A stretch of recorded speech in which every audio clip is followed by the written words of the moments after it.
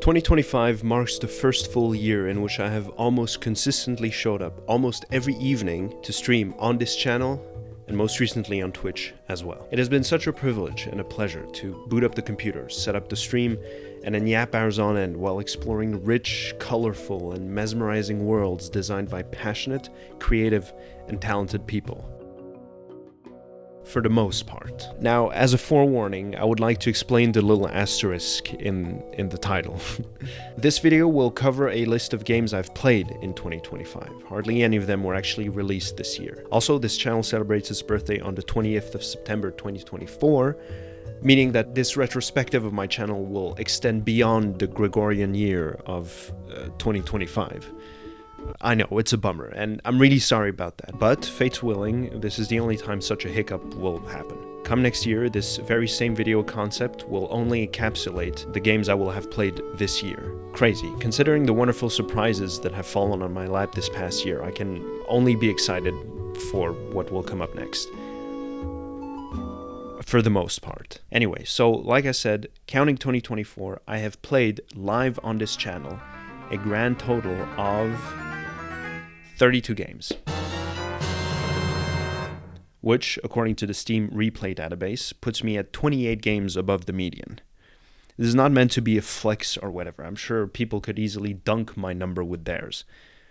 But there you have it, 32 games. Nothing too crazy, but it did amass a little following of over 150 subscribers on YouTube and some 45 followers on Twitch, which is absolutely crazy. To think that there are that many people out there from so many different corners of the world. I mean, we had people from the US of A, India, Australia, Brazil, the UK, France, obviously my little home of Switzerland, Finland, Argentina, Romania, Czech Republic, Iran, salam, and possibly more that I am unaware of or have forgotten. It's wild, and I'm truly grateful and privileged for that. Playing games is obviously something that I love doing very much, and to be able to share this experience with so many people truly embodies what makes online streaming so special for me. Talking to people, connecting, sharing our thoughts and experiences, reading messages and posts about people being touched by the same things that have moved me so much. It's a beautiful thing. Online streaming has been such a beautiful thing for me, so from the bottom of my heart, I want to thank every single one of you for joining me on this journey. Except you can go yourself. Those messages were so mean, man. Obviously, as is with many things in life, most of the games I've played have gravitated towards the middle of the curve. Just very normal experiences that have not marked me beyond the fact that I see their names in the playlist tabs. Games that lived out their memorability only within the span during which I play them and have not accompanied me any further than that. This is not to be taken as a profound commentary of the games in question, but more so a comment on the fact that they, in my opinion, lack any such profound commentary, and thus, for the sake of brevity, will not find a place on this list. I will also solely focus on games I've not played before, otherwise the top 4 will be comprised of Dark Souls 2, Dark Souls 3, Dark Souls 1, Sekiro. Done deal. Wrap the video up. Bye-bye. These new discoveries have been quite game-changing for me, and I think this is a testament to the importance that it is for me to stream my gaming journey. Along with a desire to offer a blind experience on my channel, I've had many recommendations from cool viewers. Cool recommendations from viewers. Or cool recommendations from cool viewers. These two factors have compelled me to venture outside of my comfort zone and dip my toes into genres and games that I would have otherwise hardly thought twice to purchase and play. Which, you know, hell yeah, that's the whole point, you know? And if you plan to take anything from this video, well, I suppose you can treat it as a list of recommendations of sorts. These games have truly marked me as standouts, and I felt that they were worth the time and money I have invested in them. So, without further ado, here's the top 5 games I've played in 2025, which, again, does not necessarily mean games that have come out in 2025. Number 5, Assassin's Creed Shadows. Psych, I'm just f***ing with you, bad manners. That was a joke. Subnautica and Subnautica Below Zero with a focus on the former. This game is a peculiar one, which is why I think I slapped it down at the bottom right here. It definitely was a memorable experience, along with the fact that it brought in a sizable chunk of my audience. I don't consider myself particularly thalassophobic, in the sense that seeing such pictures in documentaries and videos online doesn't instill a profound sense of dread within me. But that being said, if I ever do end up out at sea during the summer vacations and decide to venture out into deeper parts off the beach, looking down into the darkened abyss beyond does trigger some kind of primal response inside my monkey brain that just urges me to turn back and head to safety. Even thinking about it right now elicits a form of unease. And Subnautica managed to bring out that feeling so remarkably well. Once you go about setting your base up, gathering your resources, and crafting your first practical means of long-distance travel, no, Hutag, normal people don't use the SSG to go everywhere on the map. That's not... Oh boy, what a fun means of transportation it is. You're enabled to, or more so dare to, go away from the safer confines of the spawn area and tread the murky depths beyond. I'm very happy right now, people. But like that one German dude said, stare into the abyss long enough and it'll stare back. The horrors that lurk in there. One close encounter is enough to put you on edge and let your paranoia take control of the scene.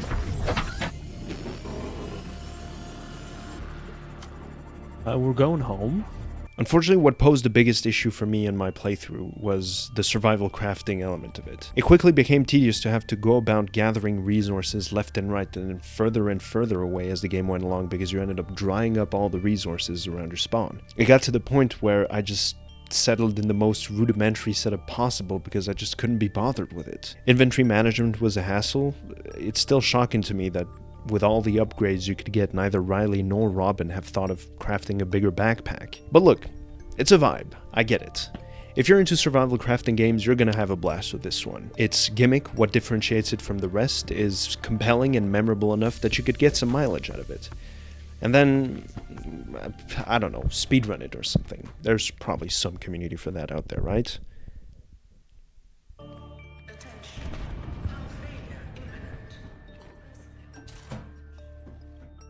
Oh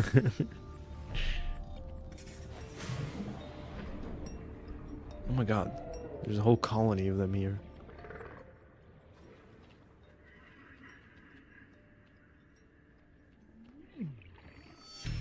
And I just beat it again. Fart death in less than 19 seconds. And as for Below Zero, look, I don't think they innovated enough from the first one. Many of the quality of life changes I was hoping for didn't make the cut, and the dialogue was for the most part passable and cringe-inducing. That's it's right behind me, isn't it? Energy. This is not happening. That was loud. That's the explanation. It's not happening. And the above water sections were not as fun as I would have hoped. The penguins were cool though, and the main story was exciting enough. Cool crystal caves, very nice. I do really wish we knew where Sam worked though, and if she loved working there or not. Number 4, 9 Souls. A super fun, cool, action-packed experience brought to us all the way from Taiwan, which is really exciting. And hold up. Uh-huh. Yeah? Really? Oh, damn.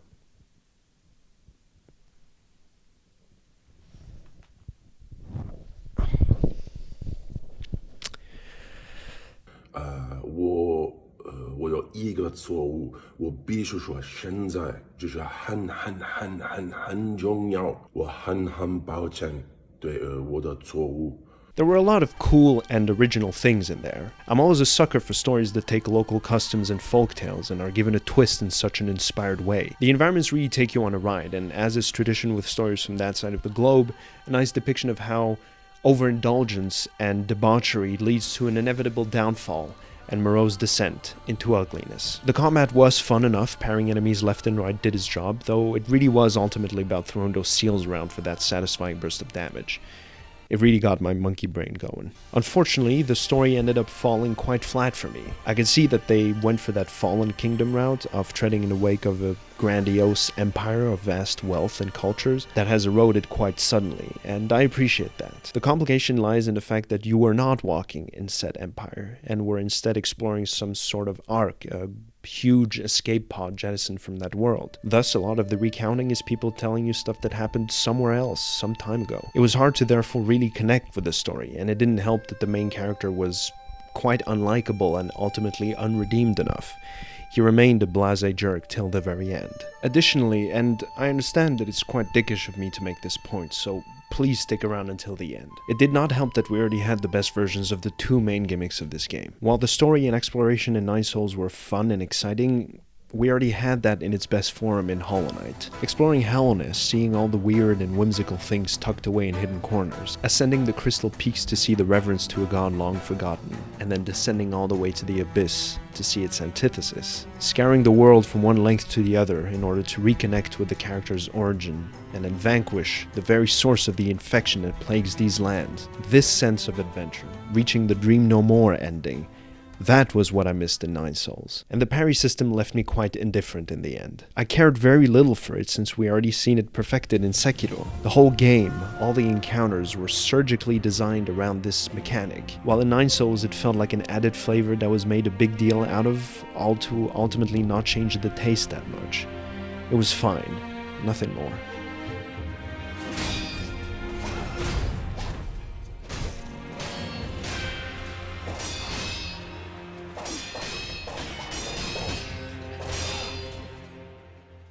Now I do hasten to come back to what I was saying before. This is quite lame of me to do this, compare this game to others, but I only point this out to say that it's because I was hoping for more out of Nine Souls. It had the recipe for an astounding experience, and for the most part it landed quite well. It just ended up being wonky for me. Ultimately, and this is the most important takeaway, Red Candle had a vision. They busted their asses off to make it come true, which is far more than I can claim. Their hard work really paid off, which is why I put this game on my list. And their passion really stuck with me. As the dust settled, I was super happy and proud of them, and it really made me excited for what would come next. If this is what they're capable of in a quasi-debut game, in the sense that this is the first time they dip their toes in the genre, I cannot be more excited to see what else they have in store for us. Number 3, Celeste. Man, Jesus Christ. I don't think I've ever been pushed further out of my comfort zone than with this game. It also stands in a bit of a gray area in terms of completion for me. Technically, I beat the game, I reached the top of the mountain and stared out into the sunset, or sunrise, I don't know, and saw the credits roll. That took me 4 streams. 4 streams of just vibing to the incredible soundtrack, holy shit, by the illustrious Lena Raine. My god, just listen to this.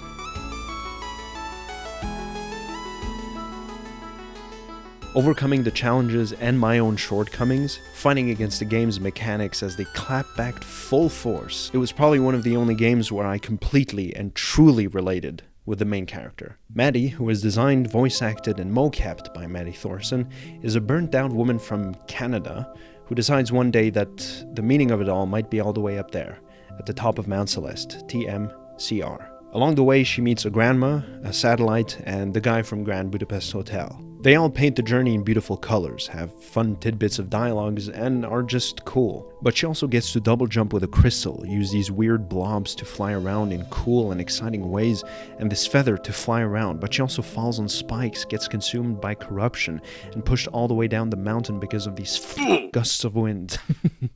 She gets exhausted, she's depressed, her anxiety compels her to give up. But with the volition of the player, she keeps going. The challenges might be tough, but her will is tougher. And there is no better way to remind ourselves that... Oh my god, Maddie is just such an incredible character, man. Oh, what a sweet, sweet little ball of positivity and just an encouraging icon of just overcoming your shortcomings and just believing in yourself, man. You guys really gotta believe in yourselves. Whatever you plan to do in this life, this was such a beautiful thing to experience, to have the game tell me, you got this, man. So I'm gonna tell this to you guys. You guys got this. It really just like, keep pushing. Oh my god, they're so cute. Oh my god. They're so adorable, man. All of that is nice. It was a beautiful journey that took us 4 streams to complete, and I will forever cherish Maddie's sweet optimism. However, If you take a glance at the playlist, you'll see that there are 7 more videos in there. Because while the game does technically end once you reach the top of the mountain, the devs have slid in the most torturous, sadistic, and maniacal side content ever conceived. Never before has my patience and resilience been put to the test in this way. If you thought you had a grasp on the game's mechanics, you can throw it out the window and bury your back for the flagellation of 1,000 eons. While I might have shed tears at the end of base game, those were childish tears, shed in the safety of home or in thinking back on halcyon days. The tears I have shed during B-side were of despair, regret, of profound sadness, and of the realization that we are forever doomed in a perpetual cycle of misery. One can only imagine Sisyphus happy if the mountain up which he was rolling his boulder was not Celeste Mountain. Oh my god, Jesus Christ. My god, dude. Oh my god, what the That was...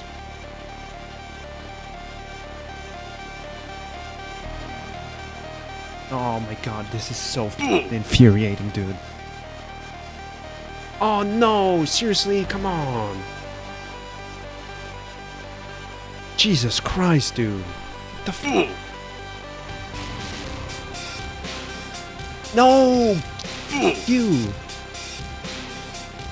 Oh, dude! Oh my god, dude! Come on!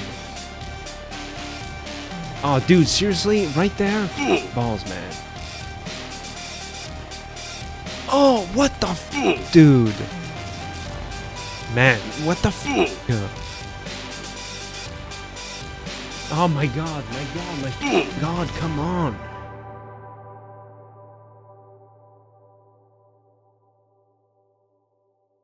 Obviously, I'm being very dramatic.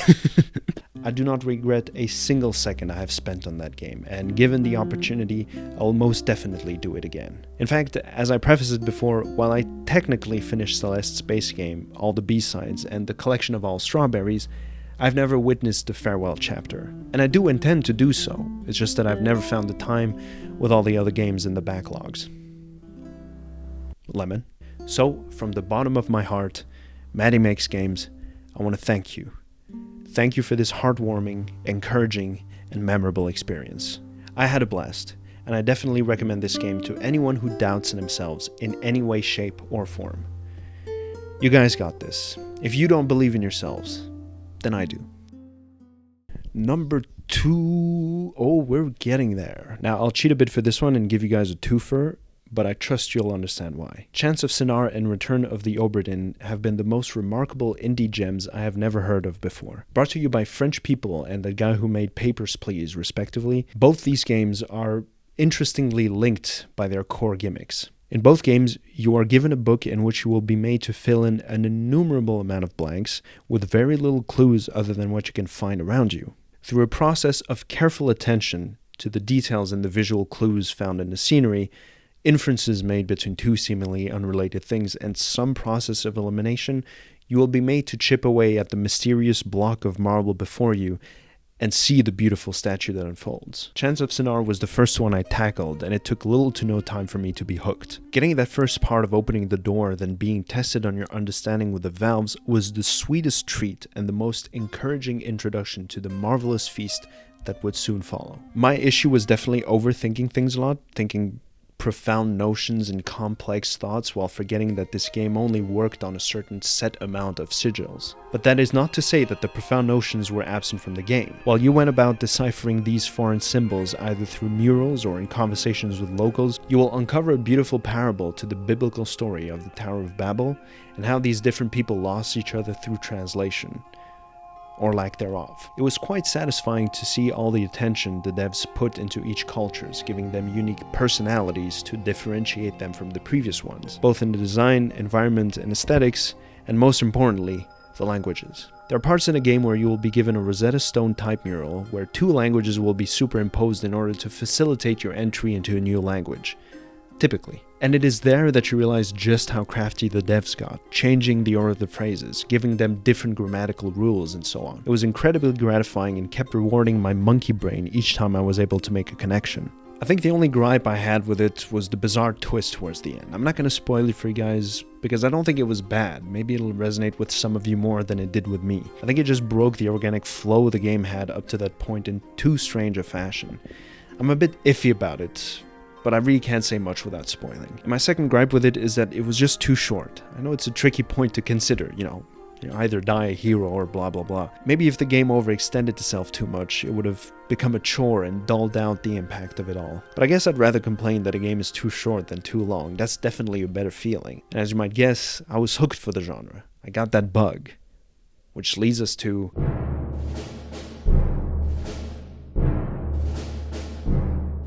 I had been recommended this game a long time ago, and already back then I remember being struck by just how weird it looked.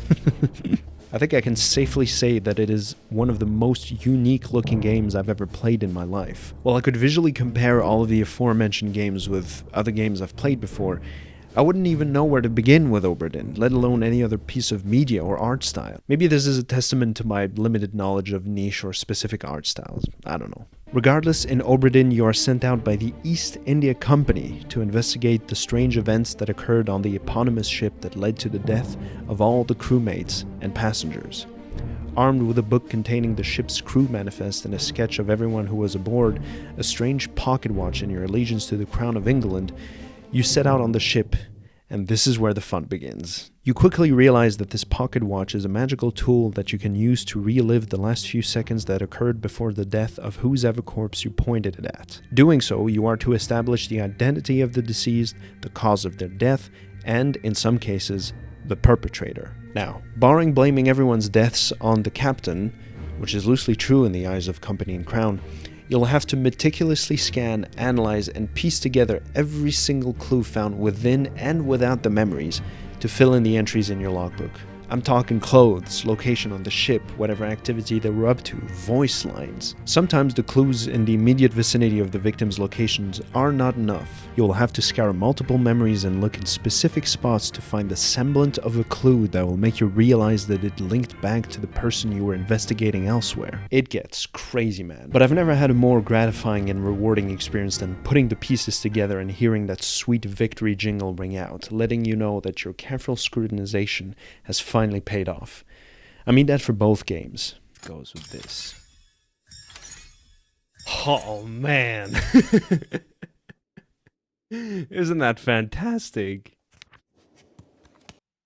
And then he was shot.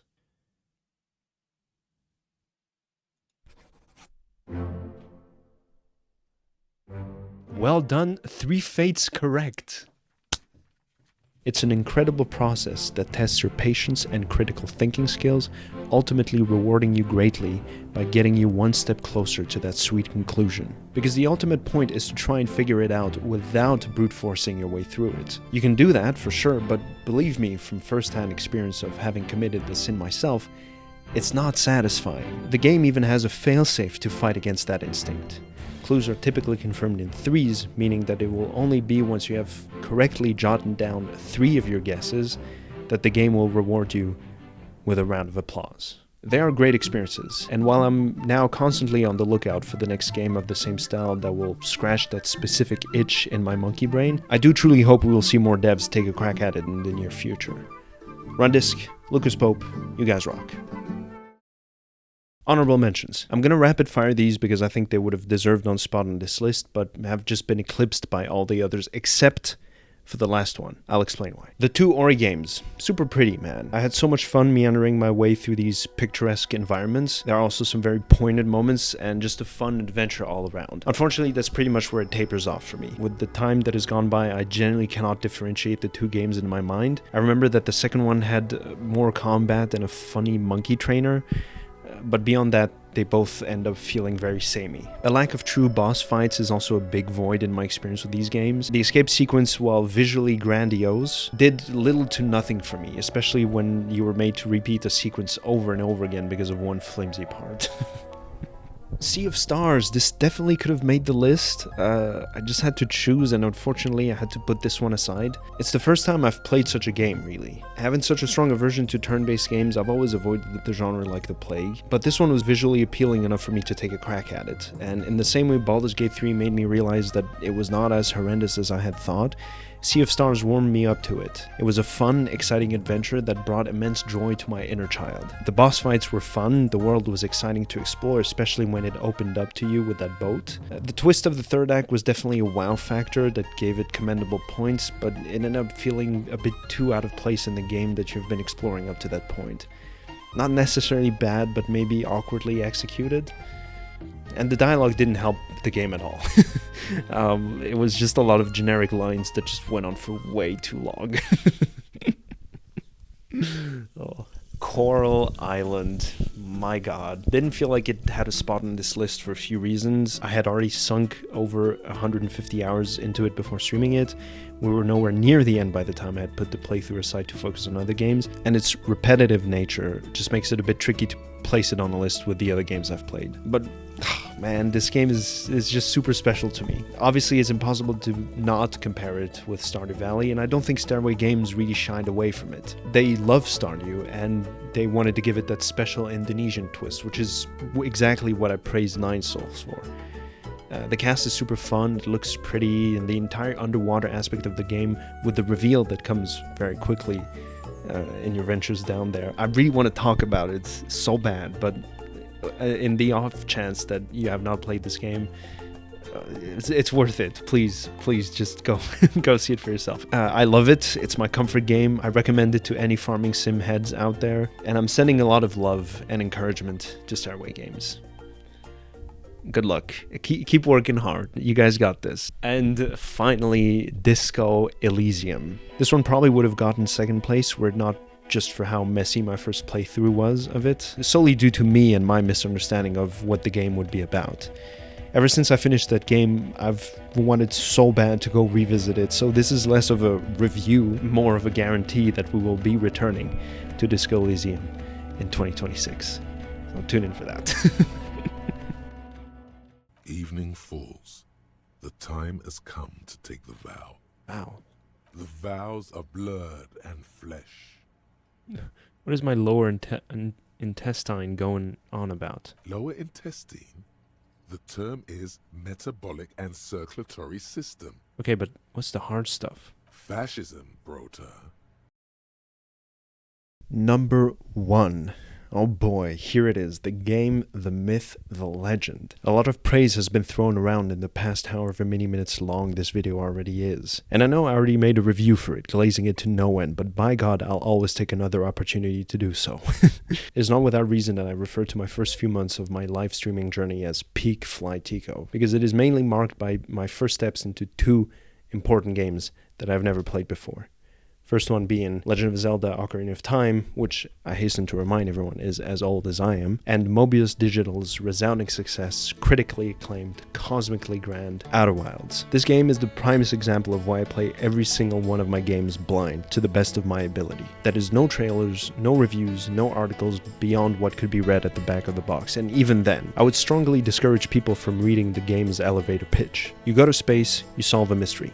That's it. Don't take anything more than that and just jump into it. Believe me, you're better off like that. Now go, scat. Leave this video and only come back once you play the game and its DLC. Go, now. To those who have already played the game, I trust that I'd be preaching to the choir. Everything in this game serves to take you on a cosmic journey.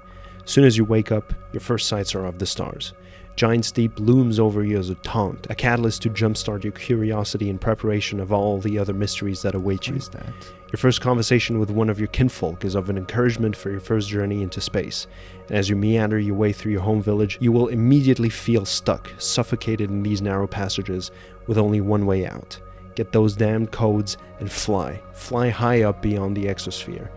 And if you thought Giants Deep was the weird one, oh boy, you're in for a treat of the century. Brittle Hollow's icy crust, its angry satellite and harrowing core. The Hourglass Twins and their amazingly fun and exciting gimmick. No, my ship!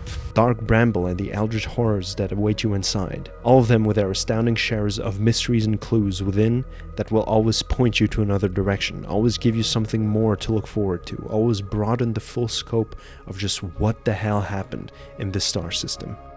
And you keep going. You crash your ship, but you keep going. You get crushed by rising sands, but you keep going.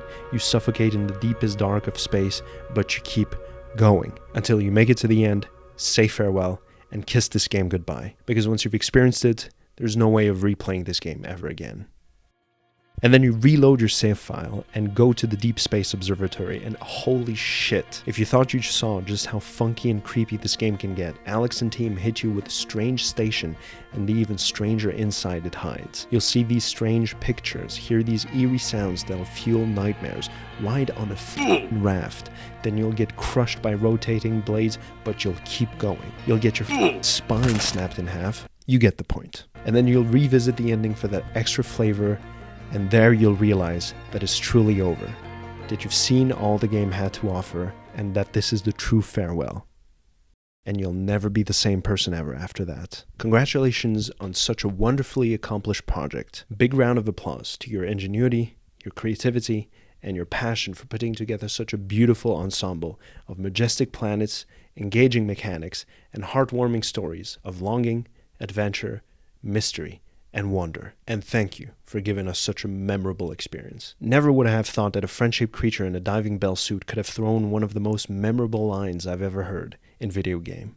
It's the kind of thing that makes you glad you stopped and smelled the pine trees along the way, you know? Oh my god. Yeah, I know, Gabriel. Anyway, that's it for my ramblings. I appreciate you sticking around to the end, and on the odd chance that this is your first impression of me, welcome. This is a bite-sized sample of what I'm up to almost every evening, almost all year round. So if you think you'd vibe with that, come give us a test trial on Twitch. Right here? Sure, right here. And to those who have been with me for the past year or so, thank you so much. Your dedication to accompanying me on this journey is truly what makes me want to keep going. So long as I have your support, it'll make me want to make more. More of these videos, more streams, whatever. So stay blessed, stay wonderful, Happy New Gregorian Year, and as Pitbull's abuelita says, Happy New Year and Merry Christmas. Peace and love. And as always, I'll catch you guys on the flip side.